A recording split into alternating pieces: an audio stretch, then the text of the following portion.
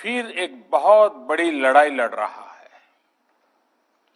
कुछ सप्ताह पहले तक स्थितियां संभली हुई थी और फिर एक कोरोना की दूसरी वेव तूफान बनकर आ गई। जो पीड़ा आपने सही है, जो पीड़ा आप सह रहे हैं, उसका मुझे पूरा एहसास है।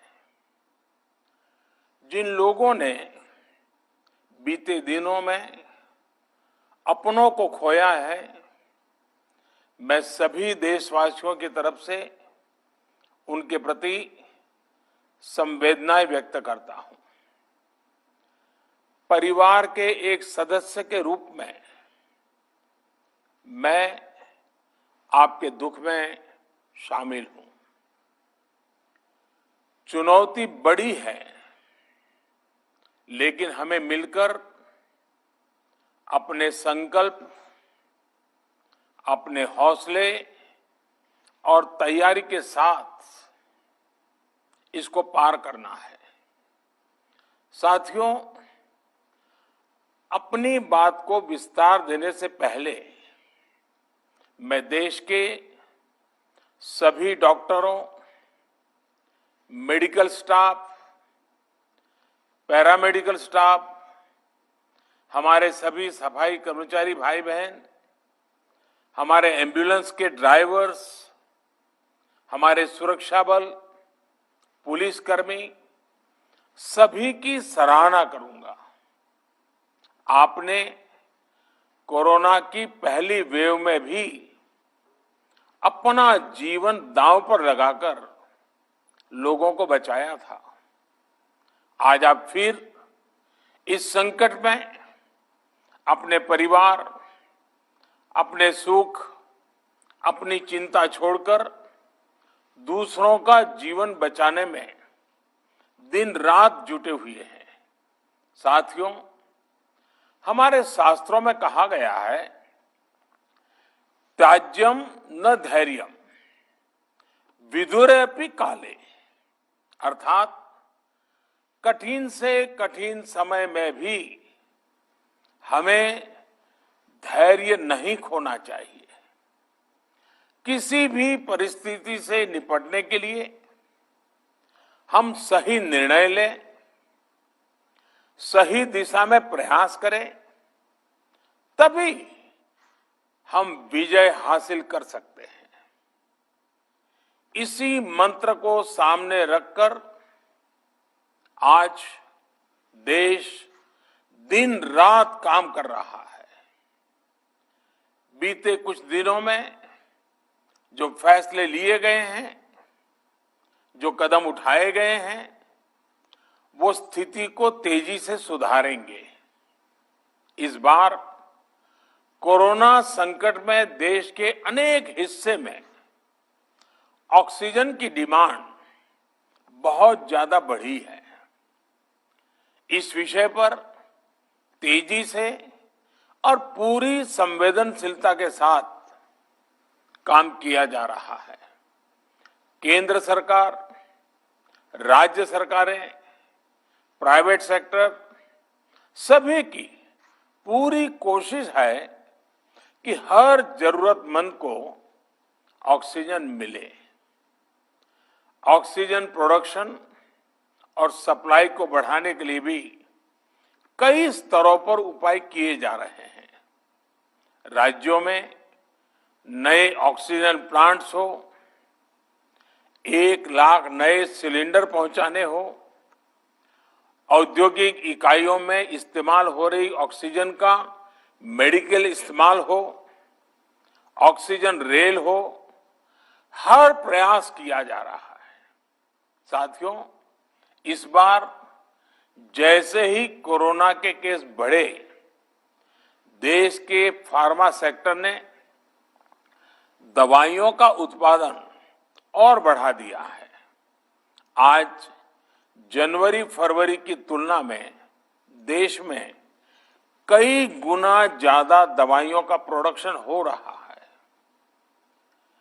इसे अभी और तेज किया जा रहा है।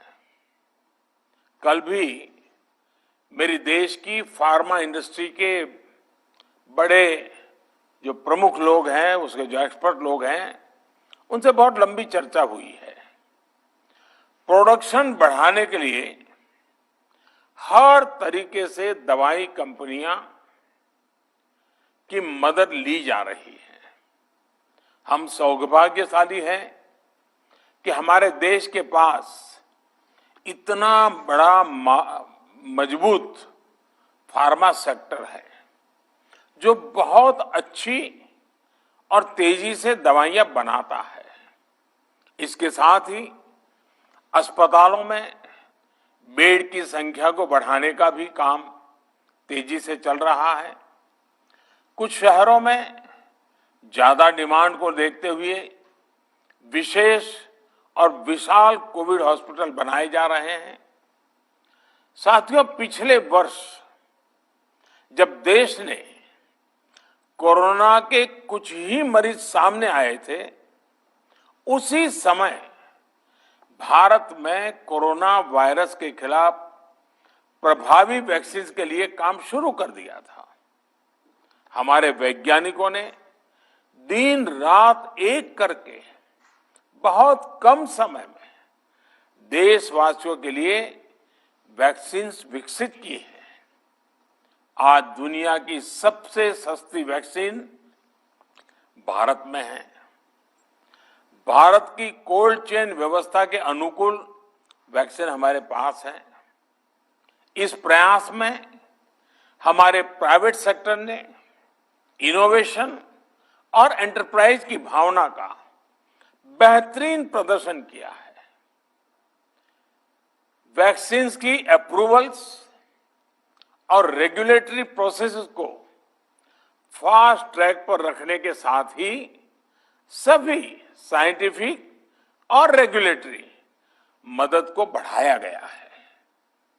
यह एक टीम एफर्ट है जिसके कारण हमारा Bharat 2 made in India vaccine के साथ दुनिया का सबसे बड़ा टीकाकरण अभियान शुरू कर पाया। टीकाकरण के पहले चरण से ही गति के साथ ही इस बात पर जोर दिया गया कि ज्यादा से ज्यादा क्षेत्रों तक, जरूरतमंद लोगों तक वैक्सीन पहुंचे। दुनिया में सबसे तेजी से भारत में पहले 10 करोड़, फिर 11 करोड़ और अब 12 करोड़ वैक्सीन डोज दिए गए हैं। आज कोरोना से इस लड़ाई में हमें हौसला मिलता है कि हमारे health care workers, frontline corona warriors और सीनियर सिटीजन्स के एक बड़े हिस्से को वैक्सीन का लाभ मिल चुका है। साथियों, कल ही वैक्सीन को लेकर हुए एक और अहम फैसला भी हमने किया है। 1 मई के बाद से 18 वर्ष के ऊपर के किसी भी व्यक्ति को वैक्सीनेट किया जा सकेगा। अब भारत में जो वैक्सीन बनेगी उसका आधा हिस्सा सीधे राज्यों और अस्पतालों को भी मिलेगा। इस बीच गरीबों, बुजुर्गों, निम्न मध्यम वर्ग के लोग 45 वर्ष की आयु के ऊपर के व्यक्तियों के लिए केंद्र सरकार का जो वैक्सीन कार्यक्रम चल रहा है वो भी उतनी ही तेजी से जारी रहेगा। पहले की तरह ही सरकारी अस्पतालों में मुफ्त वैक्सीन मिलती रहेगी, जिसका फायदा, जैसा मैंने कहा, हमारे गरीब परिवार हो, हमारे मध्यम वर्ग, निम्न मध्यम वर्ग के परिवार हो, वो उनका लाभ उठा सकेंगे। साथियों, हम सभी का प्रयास जीवन बचाने के लिए है और जीवन बचाने के लिए तो है ही, प्रयास से भी ये है कि आर्थिक गतिविधियां और आजीविका कम से कम प्रभावित हो, प्रयास का तरीका यही रखा जाए। वैक्सीनेशन को 18 वर्ष की आयु के ऊपर के लोगों के लिए ओपन करने से शहरों में जो हमारे वर्कफोर्स है उसे तेजी से वैक्सीन उपलब्ध होगी। राज्यों और केंद्र सरकार के प्रयासों से श्रमिकों को भी तेजी से वैक्सीन मिले लगेगी। मेरा राज्य प्रशासन से आग्रह है कि वो श्रमिकों का भरोसा जगाए रखे। उनसे आग्रह करें कि वो जहां है वहीं रहे। राज्यों द्वारा दिया गया ये भरोसा उनकी बहुत मदद करेगा कि वो जिस शहर में है वहीं पर अगले कुछ दिनों में वैक्सीन भी लगेगी और उनका काम भी बंद नहीं होगा। साथियों, पिछली बार जो परिस्थितियां थी वो अभी से काफी भिन्न थी। तब हमारे पास इस वैश्विक महामारी से लड़ने के लिए कोरोना स्पेसिफिक मेडिकल इंफ्रास्ट्रक्चर नहीं था। आप याद करिए देश की क्या स्थिति थी। कोरोना टेस्टिंग के लिए पर्याप्त लैब नहीं, पीपीई का कोई प्रोडक्शन नहीं, हमारे पास इस बीमारी के ट्रीटमेंट के लिए कोई खास जानकारी भी नहीं। लेकिन बहुत ही कम समय में हमने इन चीजों में सुधार किया। आज हमारे डॉक्टरों ने कोरोना के इलाज की बहुत ही अच्छी एक्सपर्टीज हासिल कर ली है। वो ज्यादा से ज्यादा जीवन बचा रहे हैं। आज हमारे पास बड़ी मात्रा में पीपीई किट्स हैं, लैब्स का बड़ा नेटवर्क है और हम लोग टेस्टिंग की सुविधा को निरंतर बढ़ा रहे हैं। साथियों, देश ने कोरोना के खिलाफ अब तक बहुत मजबूती से और बहुत धैर्य से लड़ाई लड़ी है। इसका श्रेय आप सभी को, सभी देशवासियों को ही जाता है। अनुशासन और धैर्य के साथ कोरोना से लड़ते हुए आप देश को यहां तक लाए हैं। मुझे विश्वास है जन भागीदारी की ताकत से हम कोरोना के इस तूफान को भी परास्त कर पाएंगे। आज हम अपने चारों ओर देख रहे हैं कि कैसे कई लोग, कई सामाजिक संस्थाएं जरूरतमंदों तक मदद पहुंचाने में दिन रात जुटे हैं। दवाई पहुंचाना हो, खाने या रहने की व्यवस्था करनी हो, लोग पूरे मनोयोग के साथ काम कर रहे हैं। मैं इन सभी के सेवा भाव को आदरपूर्वक नमन करता हूं और देशवासियों से अपील करता हूं कि अधिक से अधिक मात्रा में इस संकट की घड़ी में देशवासी आगे आएं और जरूरतमंदों तक मदद पहुंचाएं। समाज के पुरुषार्थ और सेवा के संकल्प से ही हम ये लड़ाई जीत पाएंगे। मेरा युवा साथियों से अनुरोध है कि वो अपनी सोसाइटी में, मोहल्ले में, अपार्टमेंट्स में छोटी छोटी कमेटियां बनाकर कोविड अनुशासन पालन करवाने में मदद करें। हम ऐसा करेंगे तो सरकारों को न कभी कंटेनमेंट जोन लगाने की जरूरत पड़ेगी, न कर्फ्यू लगाने की जरूरत पड़ेगी और लॉकडाउन का तो सवाल ही नहीं उठता है, आवश्यकता ही नहीं पड़ेगी। स्वच्छता अभियान के समय देश में जागरूकता फैलाने के लिए मेरे बाल मित्रों ने बहुत मदद की थी। छोटे छोटे बालक, 5वीं, 7वीं, 8वीं, 10वीं में पढ़ने वाले, उन्होंने घर के लोगों को समझाया था, मनाया था।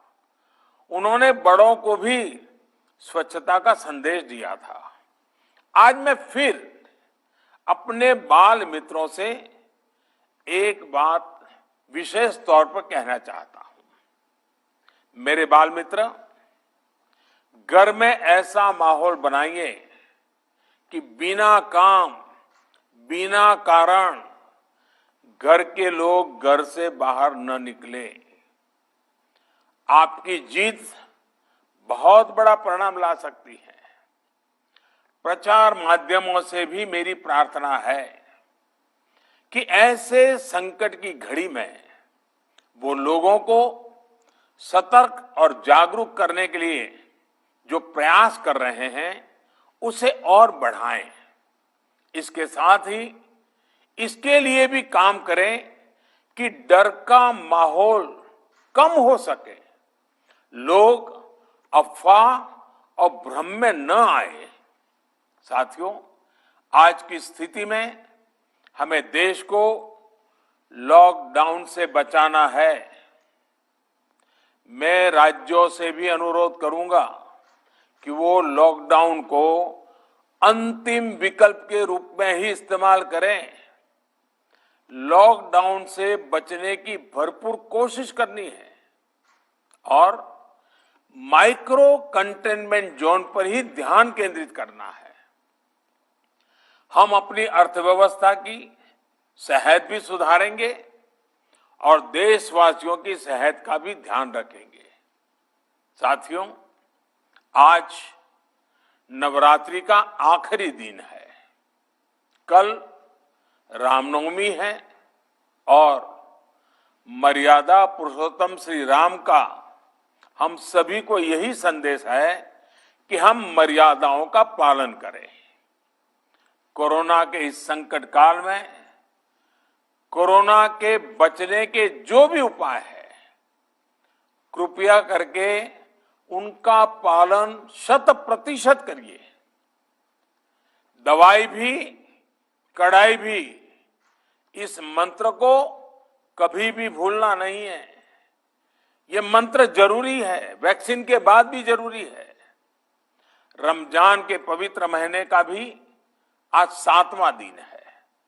रमजान हमें धैर्य, आत्मसंयम और अनुशासन की सीख देता है। कोरोना के खिलाफ जंग जीतने के लिए अनुशासन भी, उसकी भी उतनी ही जरूरत है। जब जरूरी हो तभी बाहर निकले। कोविड अनुशासन का पूरा पालन करें। मेरा आप सभी से यही आग्रह है। मैं आपको फिर ये भरोसा देता हूं, आपके इस साहस, धैर्य और अनुशासन के साथ जुड़कर आज जो परिस्थितियां हैं उन्हें बदलने में देश कोई कसर नहीं छोड़ेगा। आप सभी स्वस्थ रहें, आपका परिवार स्वस्थ रहे, इसी कामना के साथ मैं अपनी बात समाप्त करता हूं। आपका बहुत बहुत धन्यवाद। तो प्रधानमंत्री नरेंद्र मोदी का राष्ट्र के नाम संबोधन बहुत अहम था। कोविड की